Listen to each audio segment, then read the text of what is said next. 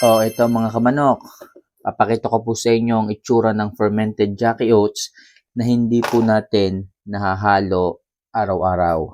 So mga kamanok, umiitim po ang butil ng fermented Jackie Oats dahil po wala po siya sa ilalim ng tubig ng ating fermentation. So ganito po ang mangyayari dyan.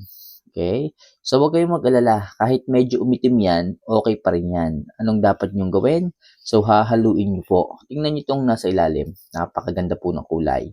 So samantalang itong nasa ibabaw na hindi naaabot ng tubig, yan po ay nangingitim dahil nga po wala po siyang moisture.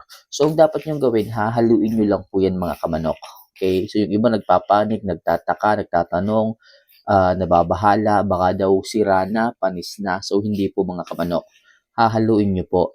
Pero mga kamanok, pag yan po ay tumagal ng ilang araw pa, ito kasi hindi po natin nahalo to ng isang araw. Kaya po naging medyo maitim. Pero kung yun po hahayaan ninyo na hindi nyo po mahalo ng isa, dalawa, tatlo o hanggang 4 na araw, dyan po mag-i-start na magkauod ang inyong fermentation. Pero ang dapat nyong gawin lang dyan, hahaluin nyo lang po na ganyan para yung mga nasa ibabaw na may itim, mapunta po sa ilalim at maging tuloy-tuloy po ang fermentation natin. Okay? Ganun lang kasimple mga kamanok.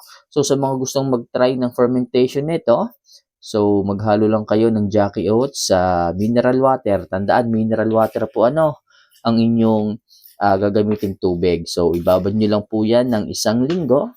And after 1 week, pwede nyo na pong ihalo sa pagkain ng inyong mga alagang mga manok. And after a month, makikita nyo, magsisibultuhan na po ang inyong mga manok. Dahil po yan sa amino acid, natural vitamin B12, enzymes, calcium na meron dito sa fermented Jackie Oats. Kaya ano pang hinihintay nyo mga kamanok, nandyan lang to sa baba, check out nyo na.